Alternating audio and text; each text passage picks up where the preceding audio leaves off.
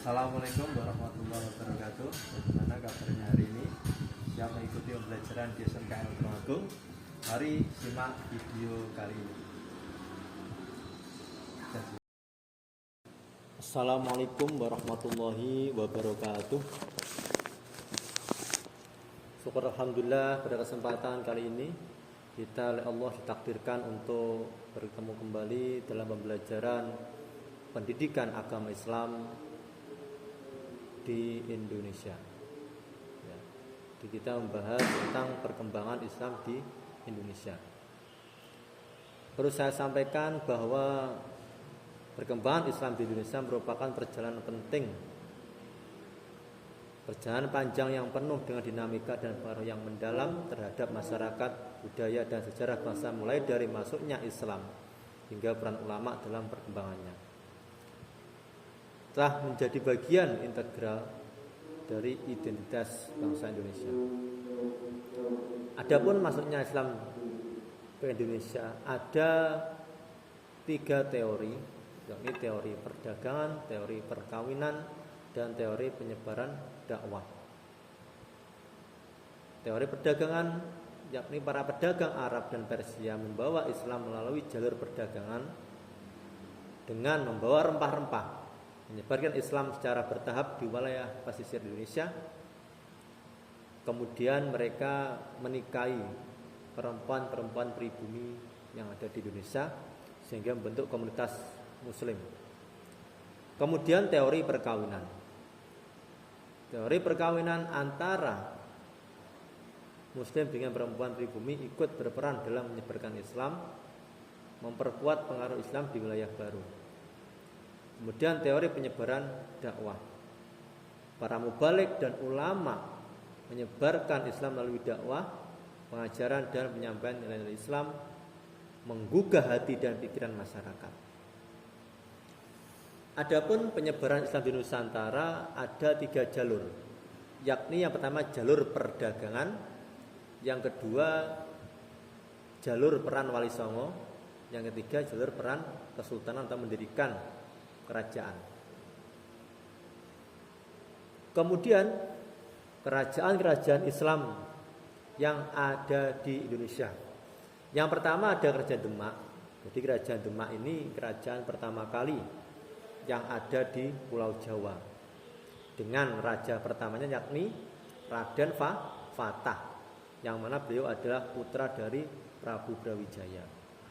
Kemudian yang kedua Kerajaan Mataram, berkuasa di Jawa Tengah dan Jawa Timur, dikenal dengan pemerintahan yang kuat dan pengaruhnya dalam seni budaya, melahirkan seni Islam yang khas yang berkualitas.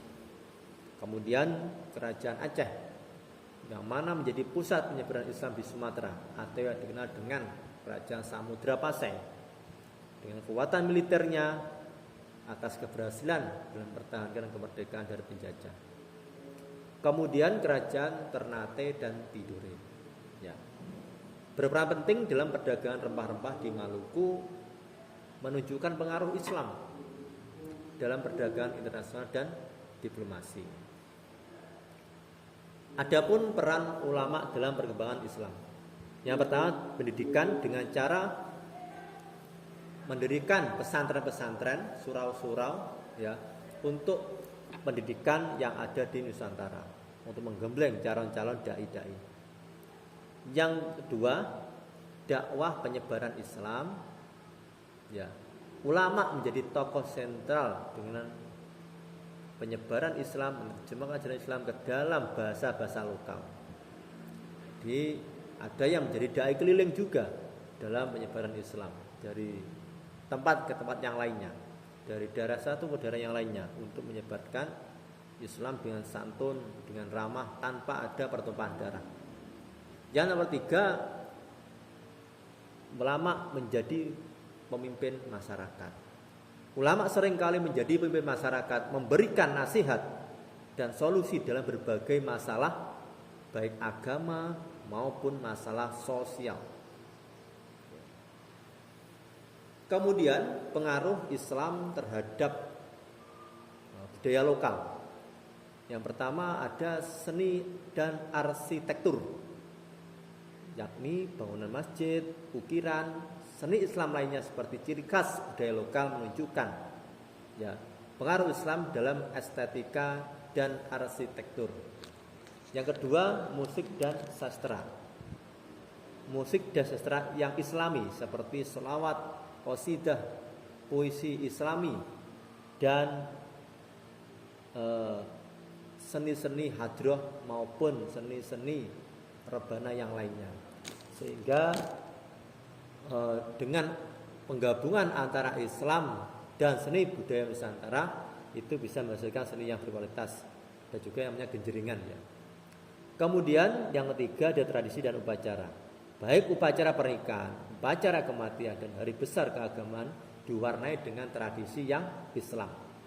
Mencerminkan pengaruh dan Islam dalam kehidupan sehari-hari seperti tumpengan, ya, ralong laut, genduren, ya, selamatan dan seterusnya. Itu adalah tradisi Islam bercampur dengan budaya lokal yang ada di Nusantara. Kemudian tantangan dan perkembangan Islam di era modern. Jadi tantangan tentang ekstremisme dan radikalisme, kemiskinan dan kesenjangan sosial, modernisasi dan pengaruh budaya global. Kemudian perkembangan peningkatan toleransi antar umat beragama dan dialog interfaith.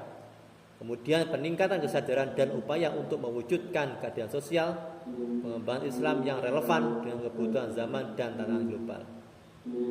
Kesimpulannya, perjalanan Islam di Indonesia merupakan bukti nyata tentang bagaimana Islam mampu beralkulturasi dengan budaya lokal, membentuk identitas bangsa yang unik dan kaya. Tantangan di era modern mengharuskan umat Islam untuk beradaptasi, memperkuat nilai-nilai Islam dan berkontribusi dalam membangun masyarakat yang damai, adil dan sejahtera. Yang terakhir tugas dari saya ini telah dikerjakan ya, silakan dibaca sendiri. Ya, menurut Anda mengapa dakwah Islam tetap perlu dilakukan hingga saat ini? Kemudian sebutkan 4 kerajaan Islam yang ada di Indonesia. Yang nomor 3, awal mula penyebaran agama Islam di Indonesia. Yang keempat, melalui media apa saja Islam berkembang di Indonesia. Ya, mungkin itu yang dapat saya sampaikan karena keterbatasan waktu. Semoga bermanfaat. Wassalamualaikum warahmatullahi wabarakatuh.